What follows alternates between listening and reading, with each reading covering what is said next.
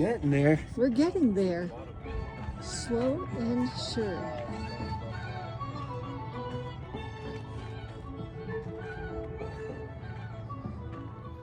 Here's To our noble selves. God knows there are few like us and few like us. Sláinte. Sláinte. It's a working man I am, and I've been down underground, and I swear to God if I ever see the sun, for any length of time, I can hold it in my mind. I never again will go down underground. It's a working man I am, and I've been down underground, and I swear to God if I ever see the sun, for any length of time, I can hold it in my mind. I never again will go down underground. Welcome to each and every one of you who turned out on this magnificent morning. Who knew, right? Who knew? My name is Lisa Switzer, and I have the honor and privilege of serving as president of Irish Network Colorado. My family emigrated from Ireland into Ireland from the Palatine region of Europe in the early 1700s, and they settled in Rathkeil, County Limerick, where there is still a Switzer cottage and a cemetery, which I've been lucky enough to visit. I'm extremely proud of my Irish heritage and of this project. Today we will hear stories from people who have made this memorial come to life. And we will remember those whose names we have learned, but whose stories we can only guess at. This memorial transformed from concept to creation primarily through volunteer efforts and the generous support of the Irish government, which is committed to programs that strengthen the bonds between Ireland and the diaspora, where so many of its children were lost. Based on the research of Professor Jim Walsh, Liam, for that is his name, and you will hear more about that later, came to life through the efforts of Irish Network's Design Committee and has been birthed by generosity and labor from so many people who fell in love with him and the stories he represents. What story does Liam tell you? And he will tell you a story. I would suggest that Liam presents us with a unique opportunity for intersectionality and to explore it. Where stories, whether they be of immigration, of labor, of hope, despair, or love, converge and dance in the light of this beautiful place, which celebrates above all else human dignity and the unstoppable ability to dream. As we move into our program, I leave you with this poem by W.B. Yeats. I wish he would say it would sound much prettier. Had I the heavens embroidered cloths and wrought with golden and silver light, the blue and the dim and the dark cloths of light, of night, and of half light, I would spread the cloths under your feet. But I, being poor, have only my dreams. I've spread my dreams under your feet. Tread softly here, because you tread on my dreams. And now it is my honor to welcome the Ambassador, Geraldine Byrne-Nason. Madam Ambassador. I'm not the Madam Ambassador.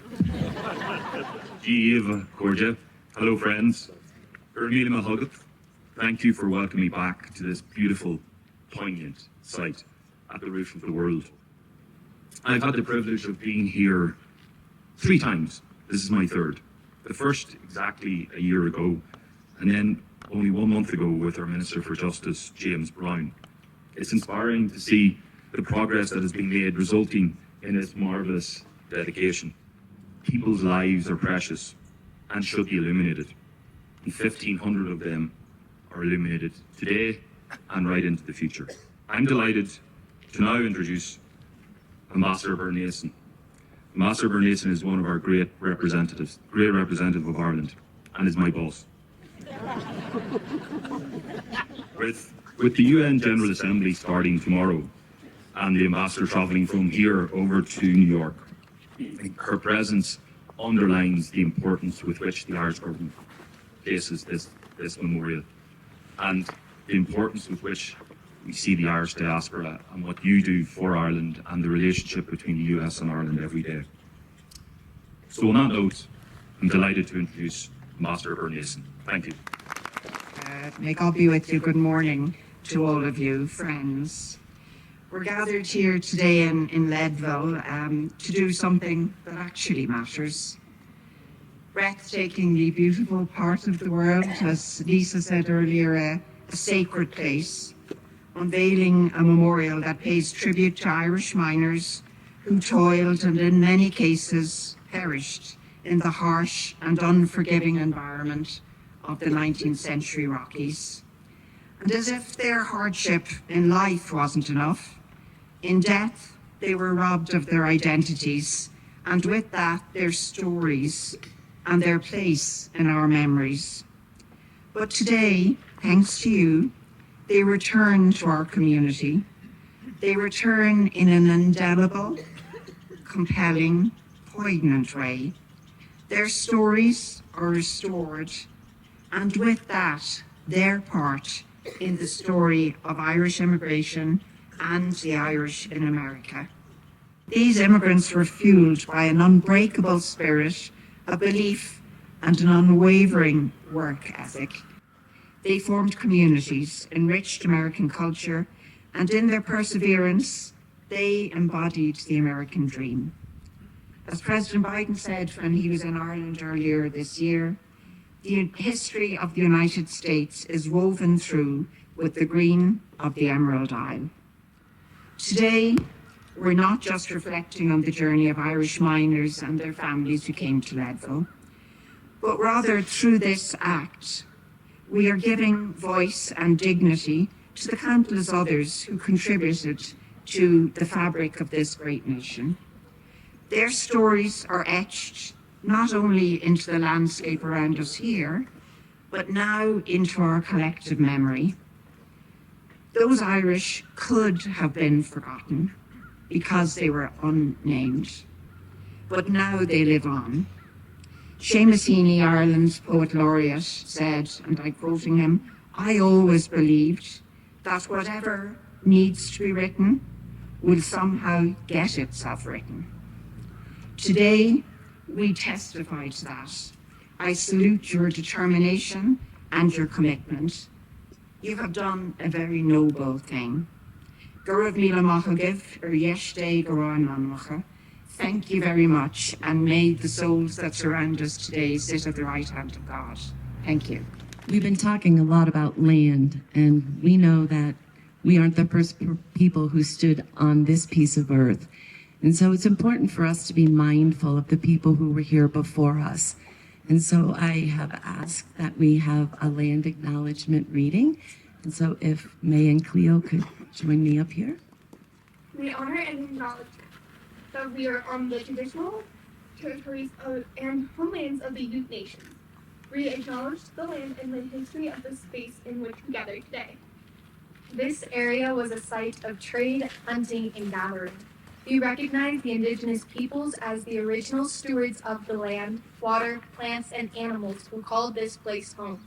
We respect the many diverse indigenous peoples still connected to the land on which we gather. We pay our respects to them and give thanks to all of our tribal nations and the ancestors of this place. We are grateful to Ute Elder Cassandra and Tencio for having blessed this land and this effort. Thank you. I wanted to call them the future of Leadville, but they said no. I thought we should have some youthful voices up here. And now we'll have an invocation. I welcome Bishop Paul Burson.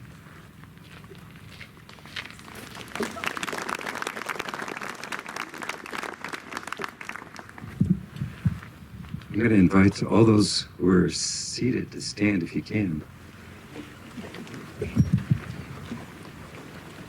Just take a moment of silence to look around and see the wind blow through the trees.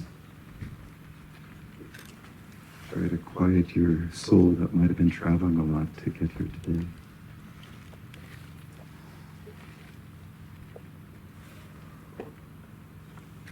I invite you to lift your hands, if you will.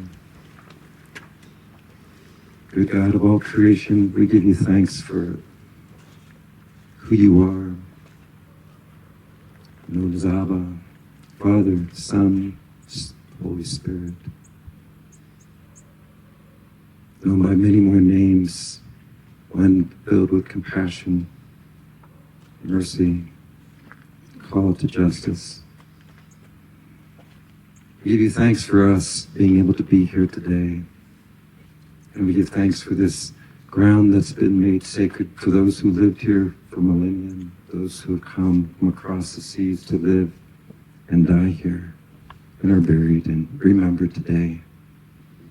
And we know in you that there is a home, an eternal home.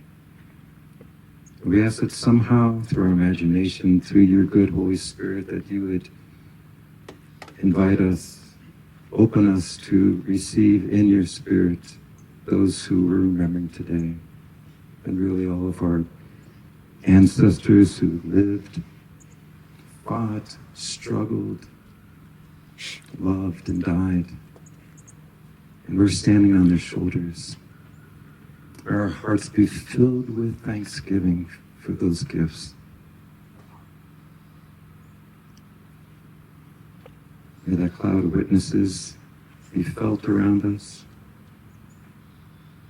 May we filled with joy, and in their legacy remember those who are also in that same struggle, fighting for survival, those who are immigrants, those who are in the labor community, working, trying to bring life to themselves and to all of us. We ask this and pray this through your holy name. Amen. I just keep saying I'm honored, and I really am. I'm very honored today to be able to welcome Senator Michael Bennett to the podium.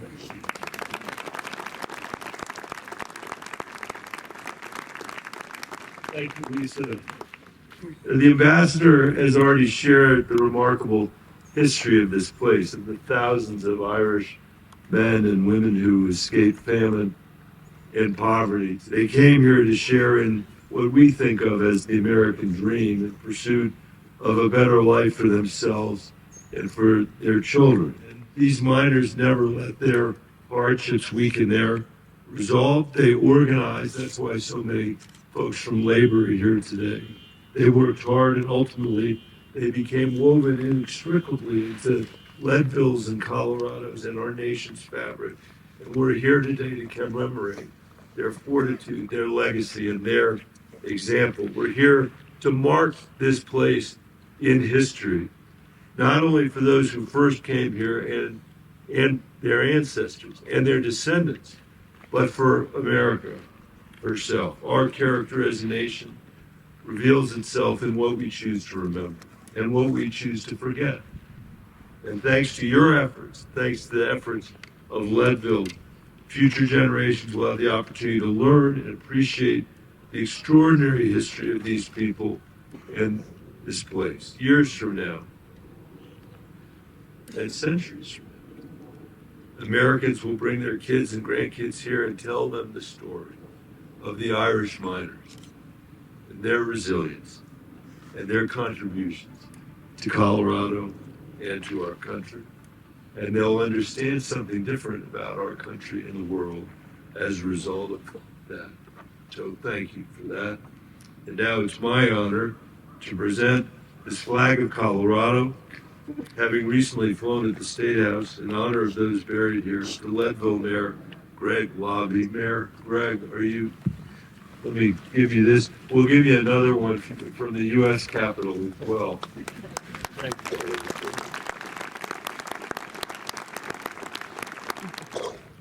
Well, thank you. Thank you. This is really thank you.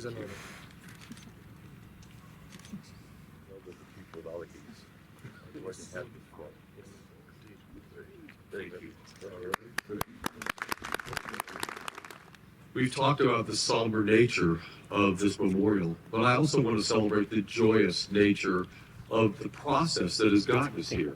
And part of that, to me, has been the twinning with Alahis. And we have three people, Alahis, here today. We have Ty, who's right behind me. We have Tara, and we have Niall. And they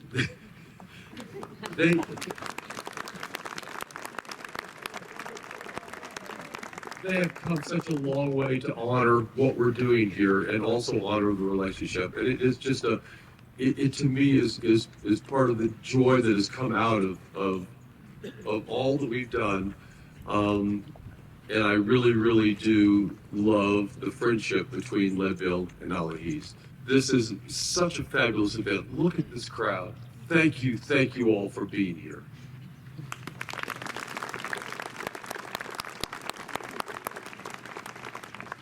A few short years ago, ladies and gentlemen, the people of Alahis had never heard of Leadville. I will admit. Not too long ago, but one fine day, a gentleman on his bike, Jim Walsh, arrived. And he came to the Copper Mine Museum in Alahis, and he sat down and we went through what he was doing here in Leadville, all about Evergreen Cemetery, all about the history, and the huge connections that were there. And we began to realise that there was a whole area of our history and our heritage which we knew very little about. Very quickly we decided that we had to find out more about this. We learned about names. We learned about names like Mayor Labe, like Kathleen and Luke, and we wondered who these people were.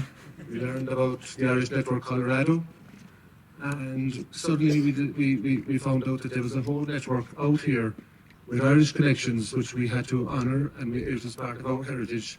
So in a very short space of time we decided we would come out. And in March 22 we came here, we met the people, and one of the first things that struck us was the differences. Alahis, sea level. I'm not saying we were gasping for breath, but we managed, but we met the people. We saw the differences, but we saw the similarities. And this is what really brought it home to us, that we saw a resilient community. We met Bill Harrington and Dennis Hasty. We met Lisa and Tess from the network in Colorado. We met all these people, and we realized that this was a really cohesive community that were working very hard. Jim Walsh had done all this research, and what is standing behind us today is a fabulous testament to the work that was done. So we very quickly put in place a twinning sister-city relationship, which has blossomed as time has gone on. And not only that, but we decided that for the future, long after Mayor Labe and Tygo Sullivan are no longer here, that we will pass it on to the next generation. And we started the schools program, where the national schools in Alahis and Beara would link with the schools in Leadville, and they would learn about their heritage and their history and take the story on for the future, because that's the real trick, to pass it on to the next generation and the next generation and let it grow. Thank you very much. It's an honour and a privilege for us to be here, and we look forward to many, many future interactions with Leadville and the training and the sister city relationship developing further.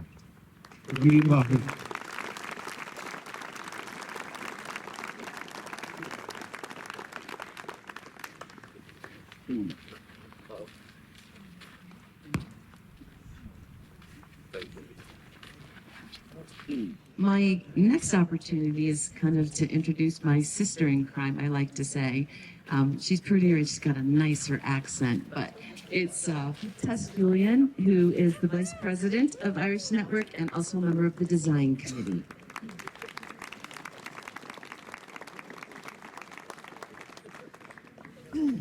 Thank you, Lisa. I want to talk to you today about connections. In a world of connectivity and, you know, the fact that we all can communicate so quick, so easily.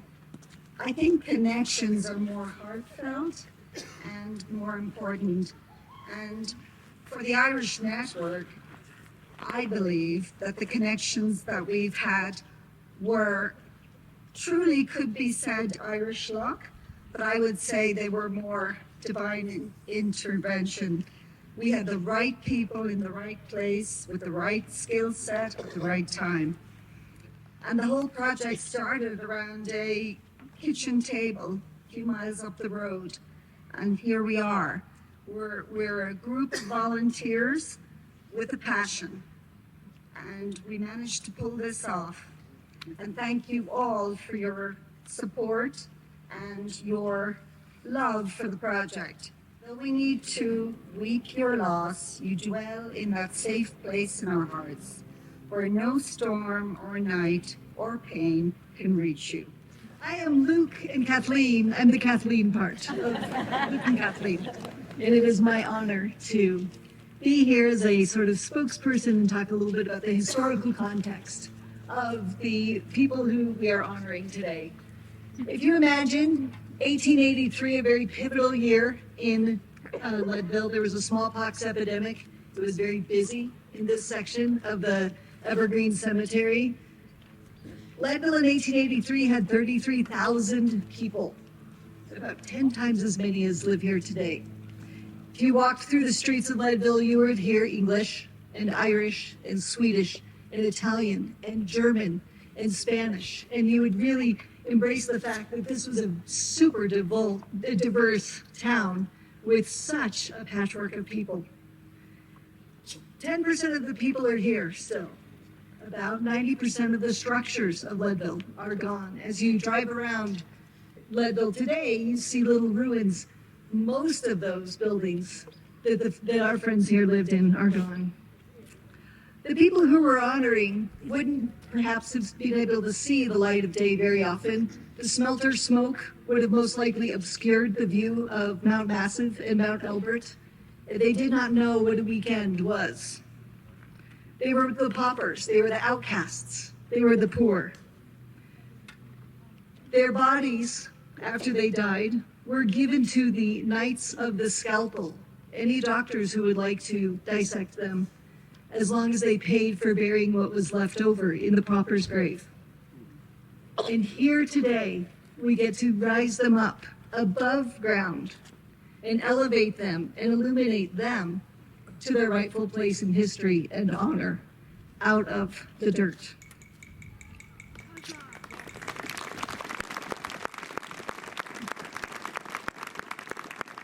So today is a celebration with a conscience. We understand what happened before us, and we celebrate the fact that we are here today with the gifts that our generational ancestors have bestowed upon us. I'm ever so grateful that you are here. Just about 20 years ago, I took a friend on a walk through the cemetery with our little puppy named Fang. Fang's ashes have now been spread here, but the friendship remains. And it is my honor to introduce my friend who is a voice of justice, of advocacy, a fiercely loyal friend and to family, and an academician. Dr. Jim Walsh, please come on up. There's one name that I would just want to make sure is mentioned today who would have so loved to be here. And maybe we can offer him a round of applause wherever he is. Mr. Dennis Gallagher.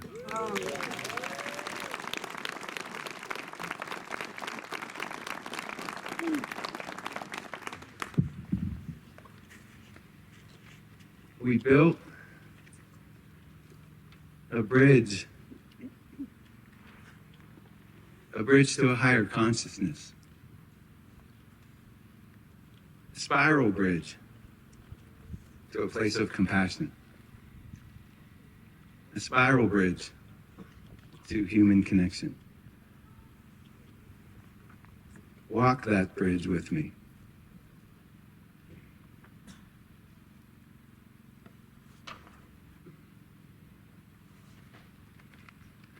It's a walk of sorrow. It's a walk of joy.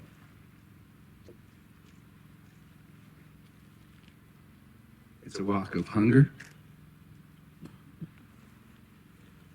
It's a walk of neglect. It's a walk of grace.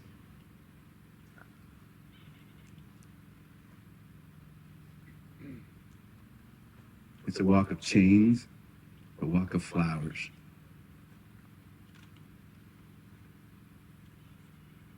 Let's walk this spiral walkway of life. A walk of children, a walk of potatoes, a walk of coffin ships, a walk of neighbors. This is a memorial that turns the world upside down for just an instant. Bottom or on top.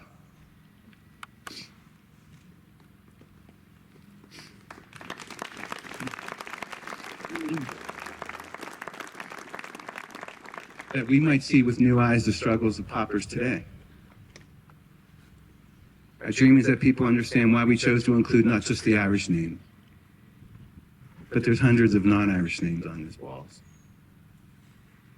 Because to be Irish means to include everyone.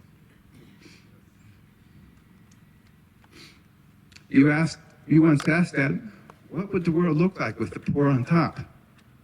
Well, for God's sakes, you missed it, because we did it. You'd be amazed. The names are illuminated at night. People are claiming the memorial. They're leaving items, artifacts, relics, coins, stones, gifts for the dead, telling them that we see them. The day of the unveiling, Dad, is Mexican Independence Day. And that one name that will forever stay with me is on this wall. It simply reads, unknown Mexican, killed on railroad. Today's Mexican Independence Day, but this is a day of liberation for Irish Americans. La lucha sigue. We walk the bridge, spiral bridge, to a higher place. So at Ludlow, the workers were killed by bullets and kerosene. Here they died from poverty. But to the labor community, this is sacred. The people that died here, they struggled to form unions. This is the breadbasket of the Colorado labor movement right here. I'm so deeply honored to be able to introduce to you the executive director of the Colorado AFL-CIO, a proud Irish American who found his name on the wall. Dennis Doherty, please welcome.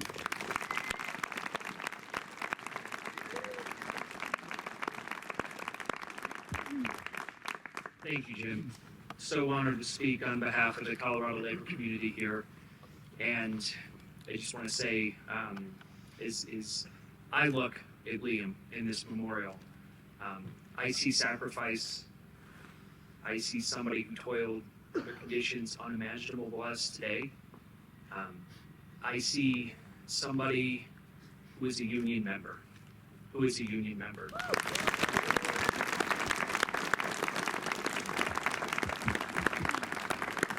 I believe I now need to introduce the next speaker, which is, I believe it's Andrea Malcolm. Is that right? Yes. Andrea Malcolm, everyone, the director of the Molly Brown House. This memorial gives name to all of those buried here, over in the trees. But we want to do more than just restore their names. We want to reveal their stories. So using that beautiful research started by Jim, we can do that today. Lying out in the trees is Catherine Ferguson. She was a Black restaurateur who was so well liked that Leadville threw a benefit in her honor. Or Rosa Sullivan, born in Ireland in 1852, who worked hard in her husband's laundry, but she died at 40, brutalized victim of domestic abuse. And not far away in the trees is Clara Shimmons. She was an immigrant from Mexico, married at the age of 15. She ran a lodging house, confectionery shop, and notion store. Or there's countless babies who died stillbirth, stillborn, hours old. But when revealed, it's these stories of those buried out there that help us learn about mining labor, immigrant labor, women's roles in the 19th century, and public health and infant mortality. So our Leadville Irish Miners Memorial Cohort has begun telling this story. We've created K-12 education programs that meet 3rd and 4th grade social studies content standards and really help our future generations look at the eras, the people, the ideas, the hopes and dreams of those who came here to Colorado and how that ties to those larger U.S. events in history, and really think about those multiple perspectives. And thanks to Heinemann Foundation, we're creating programs that become tools to expand access to this story around the globe. We have created the stories of the unnamed. So biographies found out in the cemetery are shared online and connect to storytelling and genealogical research so you can find your ancestors here. Thanks to students like Ann Hope, Ailish Brennan, and Bridget McGann for finding some of those stories. There's also a self-directed walking tour of the cemetery that's been created that will lead you through an exploration of the graves and stories that show that continuity between past and present and future. And today we can have a sneak preview of these tours thanks to Kira Boatwright. Kira? And we're expanding virtual engagement that invites the community, you, everyone connected to this memorial, to share your story, to share your history that connects to this past. We already have some of these interviews available on the Rocky Mountain Irish Roots Collaborative website and soon on the Irish Network website. These interviews are thanks to Harriet Falconetti and Jessica Valdez. Thank you. So really at the heart of this work is this place-based storytelling. It becomes a powerful vehicle for exploring history. And using these tools, this beautiful Leadville Irish Miners Memorial reveals the lived experiences of all of those people buried here in the cemetery and really helps foster that historical and cultural understanding that informs our next generation. Thank you.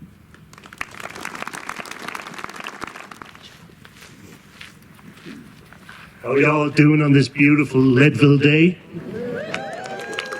I got an email to say wear appropriate footwear because it was going to rain the night before. I didn't get the memo from Luke and the open-toed sandals. Only Leadville people knew that.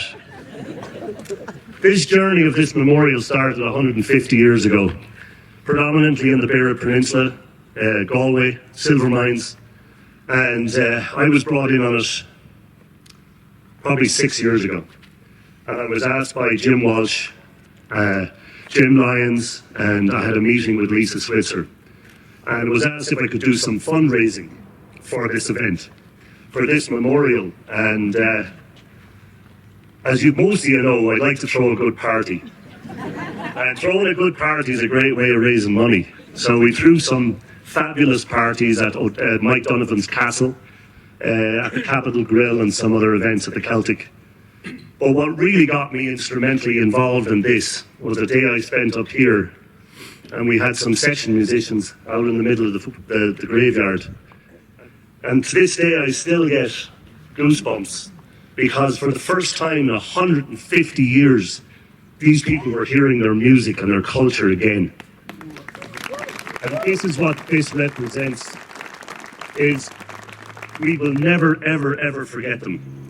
I got involved to raise funds, and then I got involved to introduce people in, to bring them in. My good friend Terry Brennan from County Wicklow, the sculptor, I brought him in with a text, and I knew what the answer was before I even asked the question. So ladies and gentlemen, Terry Brennan. Thanks, Noel. When I got that text around Christmas 2018, I didn't know what I was doing with it. But it had its own answer. You know, it wasn't really a question, it was more of an instruction. So I started stretching my imagination and made a few sketches, and back and forward for about 2 years, we finally agreed on the sketch that results in what you see behind me. It was an incredible journey that brought myself and 2 of my brothers over in 2019 in November in that much snow to walk around here and try and imagine what this was going to be like. And with the help of and instruction from Barnabas Kane, who's here today, we came up with this and finally got it agreed. And after that, I remember flying home from New York City to Ireland and saying, how am I going to do this? Right, and the first thing I was going to need was a long skinny model. And I realized when I got back home, I have one. He's on his way back from Peru. My daughter's boyfriend, Liam McHugh. He needed some photos for reference, so he asked me to get dressed up in clothes that were typical of a miner back in the day. So boots, jeans, shirt, hat, and I posed in the position like so. And so Terry had an idea of what way the creases in the shirt went and everything. So he perfected it. And as you can see, he did a brilliant job. Brilliant job. Really brilliant. So I ambushed Liam into doing this. It can be a bit intimate when you're prodding somebody with a measuring tape and they're holding a pose for you under your own instruction. But we started it, and I got an absolute great amount of encouragement and help from an awful lot of people. Firstly, my wife for her patience, my daughter for her encouragement, and my neighbours for their help as well, particularly Jerry and Joan Blackburn, who were sitting here. And we finally did it, and we finally shipped it out. And we even had the government involved to an extent, because our Minister for Foreign Affairs, Simon Coveney, came out to the airport to take photographs with the original of this, just for publicity purposes, and also to make the government aware, or more aware than they already were, of what was taking place over here.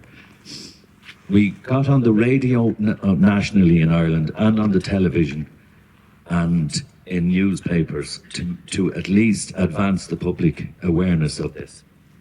And it's been an absolute joy to being in the middle of this experience.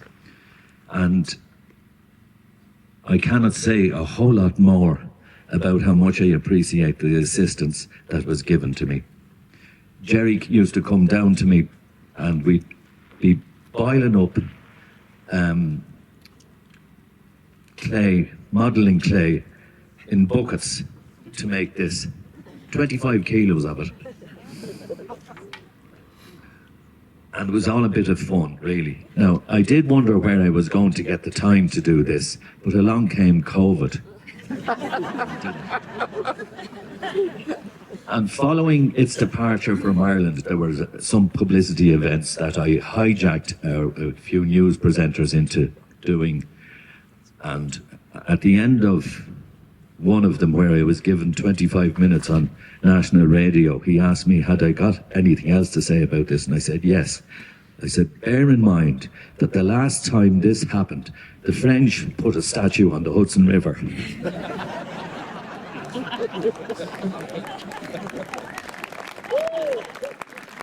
So I'm so appreciative of being involved in this and for the faith that was put in me to actually do it.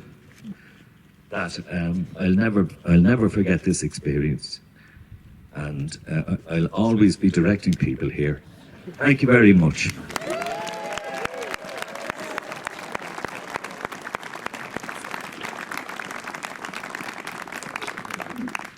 And I'd just like everybody to look at the backside of their programme.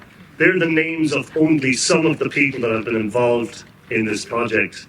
And it's very important that they all get recognised. The amount of work that's gone into it, and you know, nobody's getting paid out of this, so the volunteer element of it has been huge.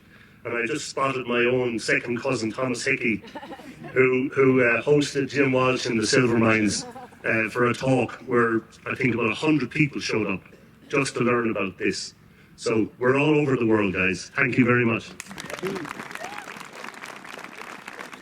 Noel and Terry, two very tough acts to follow, especially with my lack of an accent.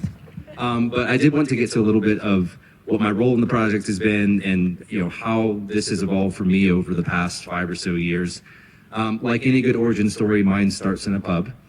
Tuesday night session at Clancy's Irish Pub in Wheat Ridge, Colorado, I made the foolish mistake of asking Lisa Switzer about this Irish memorial that was underway and what was going on with that, and then made the second foolish mistake of offering a few professional words of wisdom.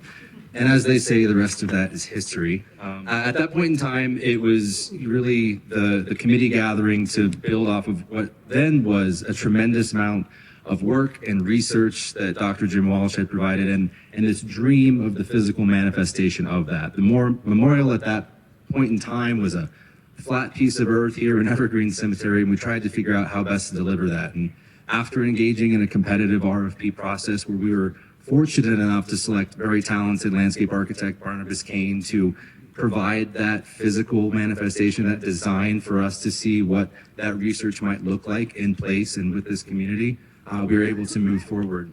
Following generous donation from Lake County, getting some earth up here, we were able to get moving underway. You'll note that as the memorial sits higher in elevation, there's a piece of prominence that comes with that you can see all the way back to the entrance of the Evergreen Cemetery. What you probably didn't know is that when you're building a memorial for unmarked graves, you don't dig down. After going through a few ground-penetrating radar studies, building up was a functional solution as well as a philosophical solution to create that prominence and respect those beneath us. The ground-penetrating radar studies ensure us that we are not on top of anyone up here.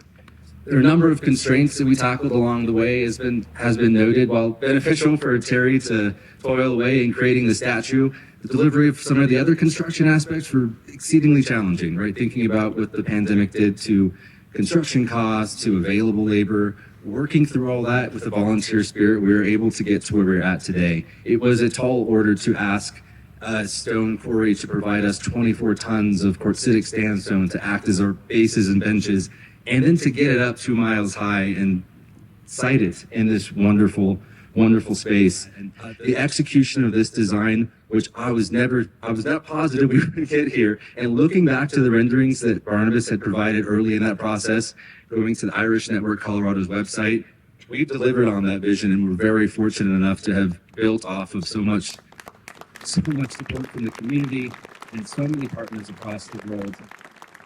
At the end of it is that volunteer support, that passion that drove our ability to actually deliver on this physical space, and we're very fortunate to have all of you here to celebrate that with us. I mean, for me personally, having worked on these project types across the country as a landscape architectural and urban design professional, I have never and will never have an experience like this again. I'm positive of that, and I'm very blessed to be here to speak to you about that today.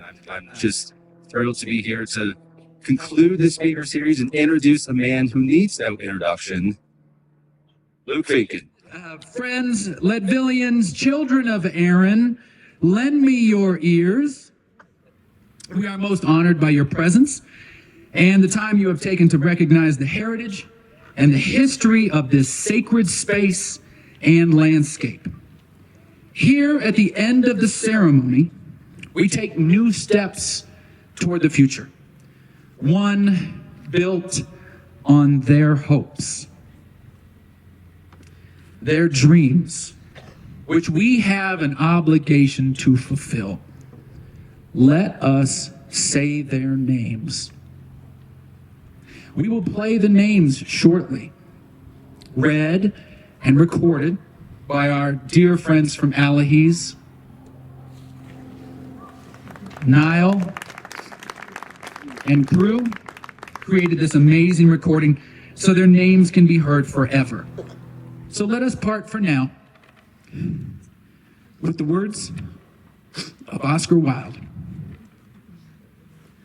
The most graceful thing I ever beheld was a miner in a Colorado silver mine, driving a new shaft with a hammer. At any moment, he might have been transformed into marble or bronze and become noble in art forever. Thank you, and enjoy your time, and henceforth. Thank you all so very much for coming. It really, I meant what I said. I thought about what I would say today, and if I thought about it too much, I'd just cry. So I let other people speak, and I'm so grateful to everyone who spoke before me. I think you've learned the story. There's a lot more to hear. Some of it's pretty colorful. So maybe after a pint or two, you'll hear more about that. Thank you to Madam Ambassador, to the Senator and his team for working with us, and to Greg Lobby. The city's been wonderful to us. It's really, they bore some expenses that they won't talk about, but they helped us significantly. The last thing I'll say is don't ever come to a session with me, go to lunch with me, or have a pint with me, because I'll put you to work. So thank you all so much for coming. Enjoy the rest of the day.